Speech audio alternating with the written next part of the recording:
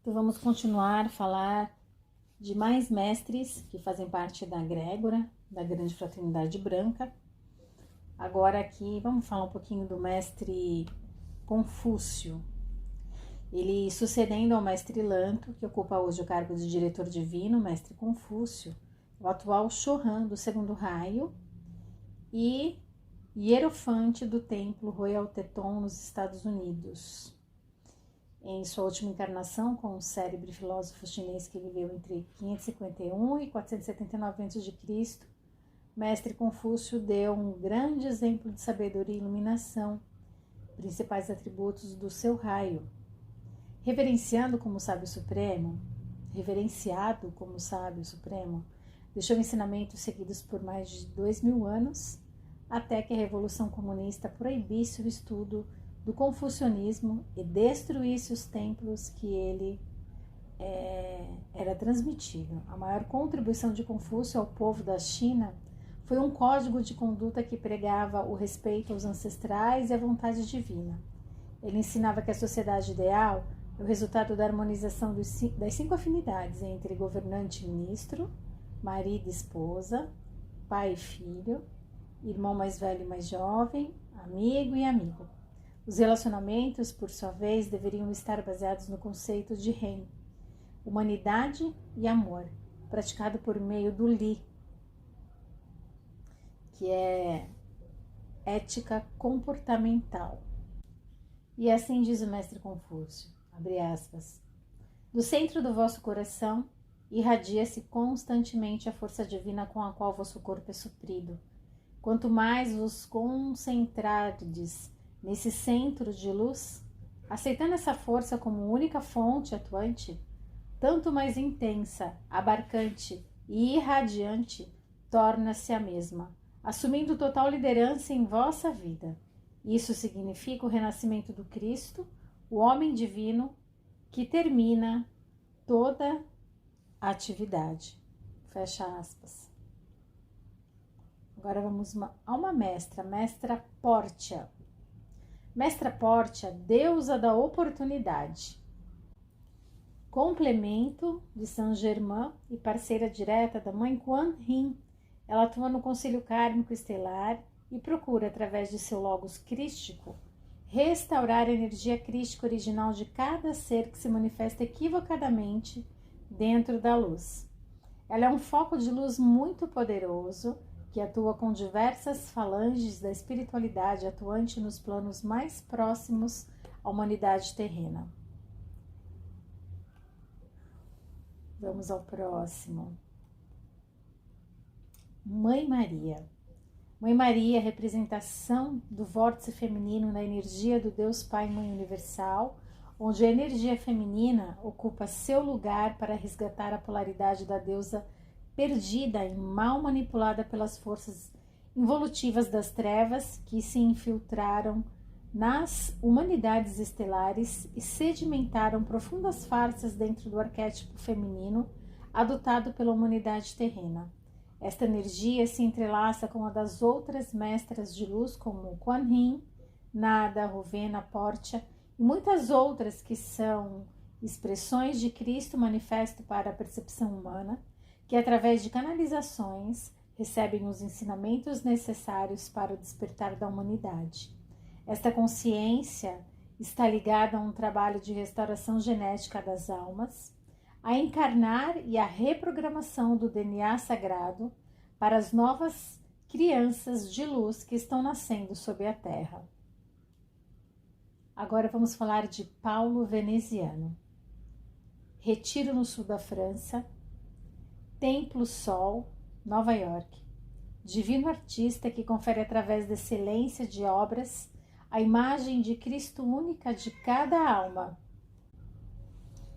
penetrando correntes de vida por meio das disciplinas do amor, para as iniciações do Sagrado Coração e da Árvore da Vida.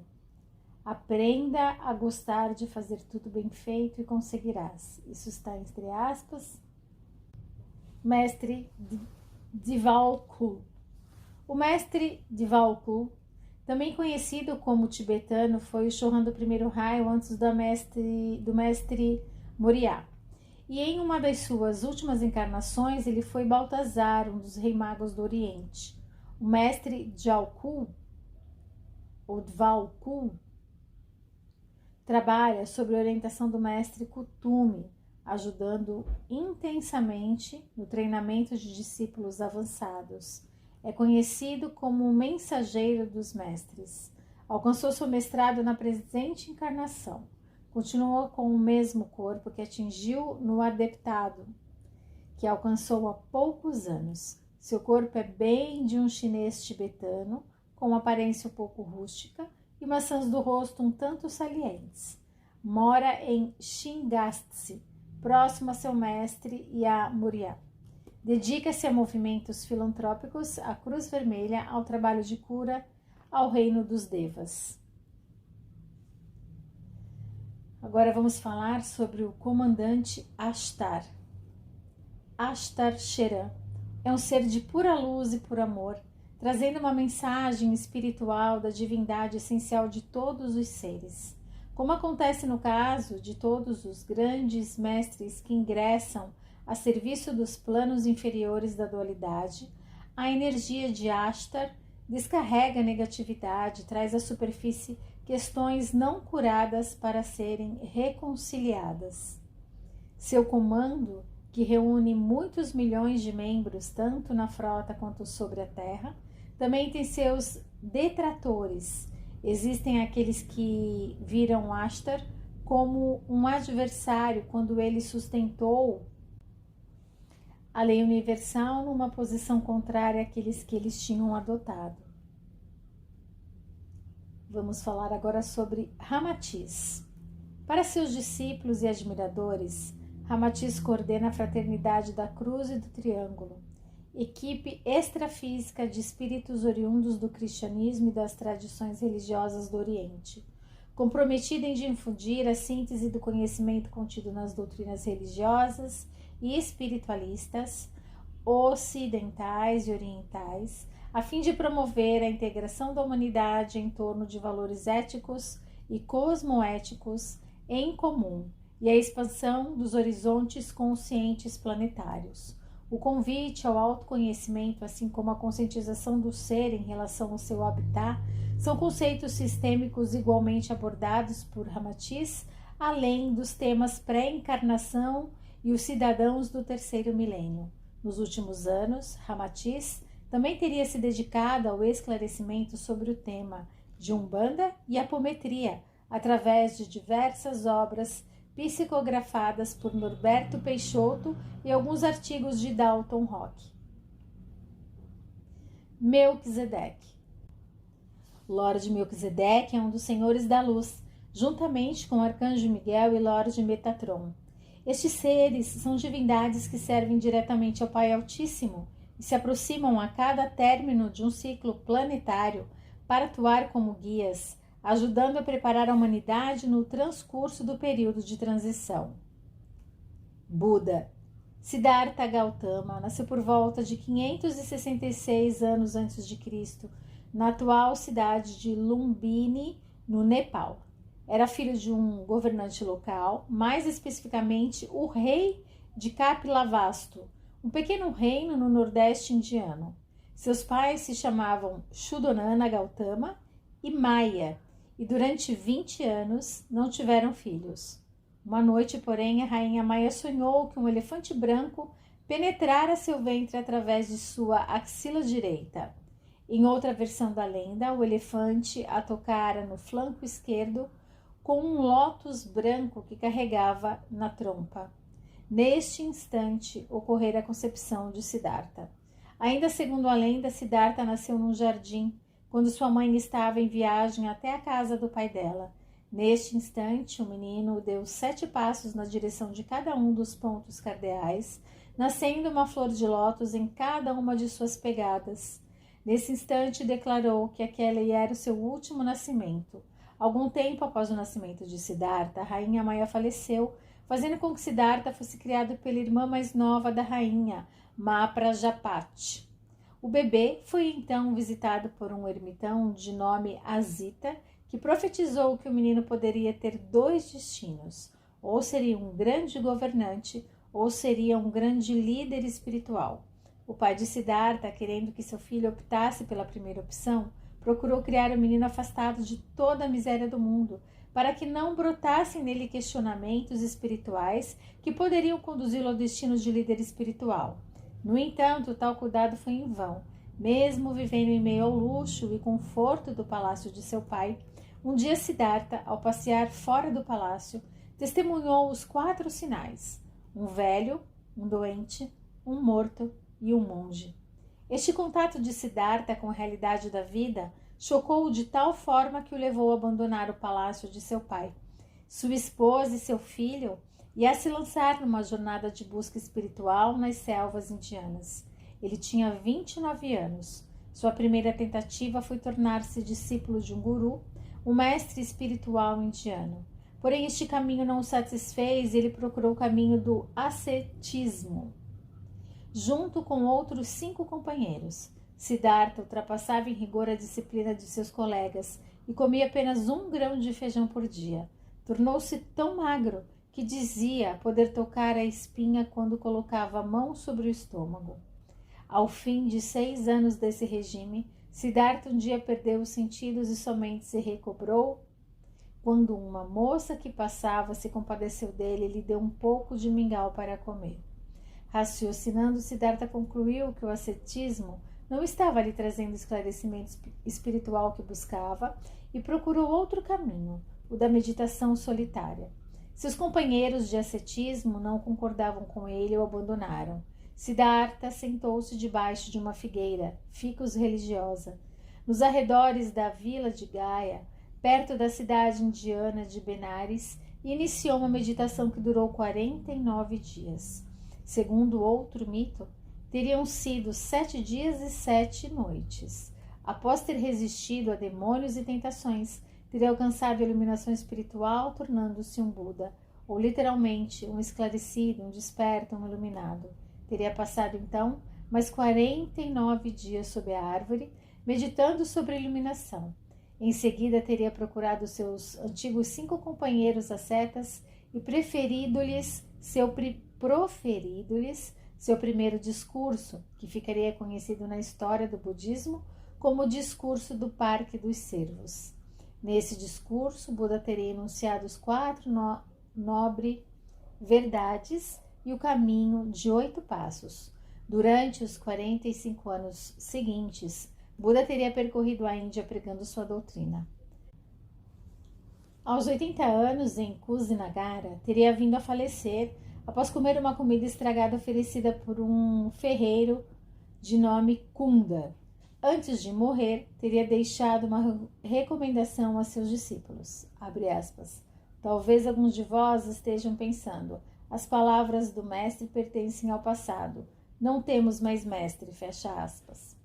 Mas não é assim que deveis ver as coisas, o Dharma, lei, que vos dei, deve ser o vosso mestre depois que eu partir. Após o falecimento de Buda, sua doutrina se firmou como mais uma dentre as inúmeras doutrinas religiosas no nordeste da Índia. Agora vamos falar do mestre Kenichi Arhan, que é o mestre ascensionado do 2º raio dourado da sabedoria, iluminação e inteligência, membro da hierarquia espiritual de Shambhala, estreitamente conectado com a civilização maia. Kenichi Arhan é o patrono protetor indicado pela hierarquia espiritual de Shambhala para todo o México e todos os estudantes espirituais mexicanos da nova era. Kenichi Arhan mantém seu retiro etéreo em Uxmal, no México. Kenichi Arhan é mencionado pela cultura maia como Kenichi Hahal, ou Senhor dos Olhos Solares, o deus do sol, patrono da música e da poesia, filho de Unabku, que é o gran sol espiritual central. O nome de Kenichi Arhan promovem as palavras Kin, que quer dizer sol, Ik, que quer dizer cara, Arhan, que significa sacerdote. Em resumo, quer dizer o sacerdote de rosto solar. Mestra Igeia serve no 4º raio branco como complemento divino do mestre Serapis Bey, filha do deus da medicina, cuidar da saúde de todos os seres vivos, saber instintivamente quais os medicamentos e alimentos aconselháveis, medicina preventiva, poder de restauração das forças, necessidade de busca da integração entre corpo, mente e espírito.